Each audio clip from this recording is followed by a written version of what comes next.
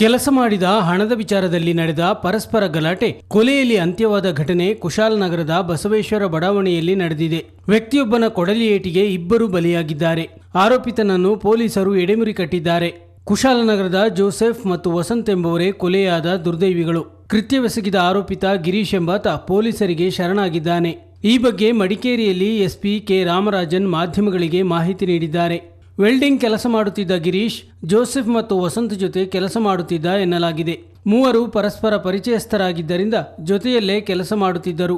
ಕಳೆದ 15 ದಿನಗಳ ಹಿಂದೆ ಗಿರೀಶ್ ಬೇರೆ ಕಡೆ ಕೆಲಸಕ್ಕೆ ಸೇರಿದ್ದ. ತಾನು ಈ ಹಿಂದೆ ಮಾಡಿದ ಕೆಲಸದ ವೇತನ ನೀಡಿಲ್ಲ ಎಂದು ತಗಾದೆ ತೆಗೆದ ಗಿರೀಶ್ ಉಳಿದಿಬ್ಬರ ಮನೆಗೆ ಕೊಡಲಿ ಜೊತೆ ತೆರಳಿದ್ದ ಎನ್ನಲಾಗಿದೆ. ಈ ವೇಳೆ ಗಿರೀಶ್ ಕಂಠಪೂರ್ತಿ ಕುಡಿದಿದ್ದ. ಬಾಕಿ ವೇತನದ ಬಗ್ಗೆ ಪರಸ್ಪರ ಮಾತಿಗೆ ಮಾತು ಬೆಳೆದಿದ್ದು, ಗಿರೀಶ್ ಕೊಡಲಿಯಿಂದ ಜೋಸೆಫ್ ಮತ್ತು ವಸಂತ್ ಮೇಲೆ ಭಾರೀ ಪ್ರಹಾರ ನಡೆಸಿದ್ದ. ಗಂಭೀರ ಗಾಯಗೊಂಡಿದ್ದ ಜೋಸೆಫ್ ಸ್ಥಳದಲ್ಲೇ ಸಾವನ್ನಪ್ಪಿದ್ದು, ವಸಂತ್ ತಲೆಗೆ ಕೊಡಲಿ ಹೊಕ್ಕಿತ್ತು ಎನ್ನಲಾಗಿದೆ. ಕೂಡಲೇ ಆತನನ್ನು ಮಡಿಕೇರಿಯ ಜಿಲ್ಲಾಸ್ಪತ್ರೆಗೆ ಕರೆತಂದು ತಲೆಯ ಒಳ ಹೊಕ್ಕಿದ್ದ ಕೊಡಲಿಯನ್ನು ಹೊರತೆಗೆಯಲಾಯಿತು. ಆದರೆ ತೀವ್ರ ರಕ್ತಸ್ರಾವದಿಂದ ವಸಂತ್ ಸಾವನ್ನಪ್ಪಿದ್ದಾನೆ ಎಂದು ಎಸ್ಪಿ ಹೇಳಿದರು.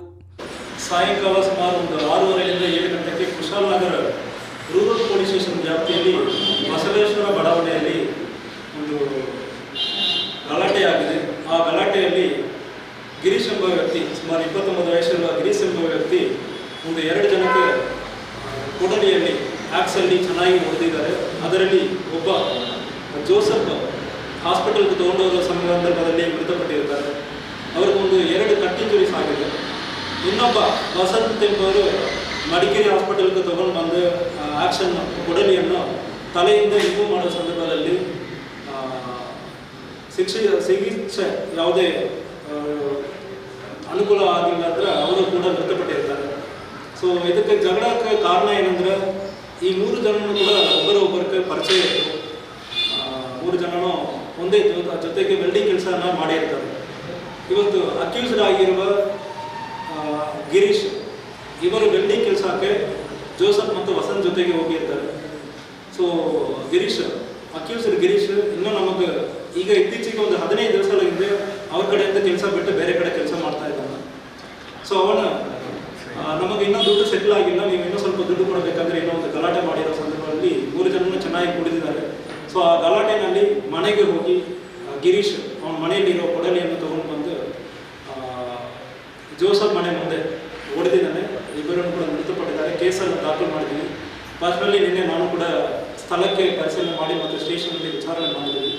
ಐ ವಿಟ್ನೆಸ್ ಎಲ್ಲರ ಕಡೆಯೂ ಮಾತಾಡಿದ್ದೀವಿ. ಸೊ ಈ ಕೇಸು ಇನ್ವೆಸ್ಟಿಗೇಷನ್ ನಡ್ತಾ ಇದೆ. ಸೊ ಎಲ್ಲ ಎವಿಡೆನ್ಸಸ್ ಮತ್ತು ನಮ್ಮ ಸೀನ್ ಆಫ್ ಟೈಮ್ ಆಫೀಸರ್ಸ್ ಎಲ್ಲ ಕಳಿಸಿ ಎವಿಡೆನ್ಸನ್ನು ಕಲೆಕ್ಟ್ ಮಾಡ್ತಾ ಇದ್ದೀವಿ.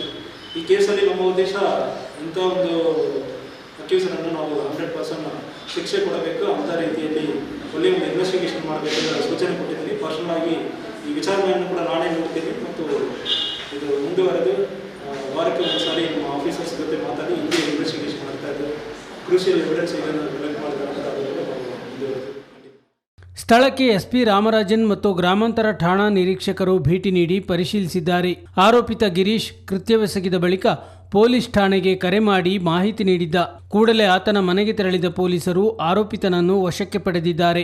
ಬಸವೇಶ್ವರ ಬಡಾವಣೆ ಮತ್ತು ಸುತ್ತಮುತ್ತಲ ಪ್ರದೇಶಗಳಲ್ಲಿ ಗಾಂಜಾ ವ್ಯಸನ ಹೆಚ್ಚಿದ್ದು, ಪುಂಡಪೋಖರಿಗಳ ಹಾವಳಿ ಹೆಚ್ಚಿದೆ ಎಂಬ ಸ್ಥಳೀಯರ ಆರೋಪದ ಬಗ್ಗೆ ಪ್ರತಿಕ್ರಿಯಿಸಿದ ಎಸ್ಪಿ ರಾಮರಾಜನ್, ಈ ಬಗ್ಗೆ ಇಲಾಖೆ ಕಟ್ಟೆಚ್ಚರ ವಹಿಸಲಿದ್ದು ಪರಿಶೀಲನೆ ನಡೆಸಿ ಕ್ರಮ ಕೈಗೊಳ್ಳುವುದಾಗಿ ತಿಳಿಸಿದರು.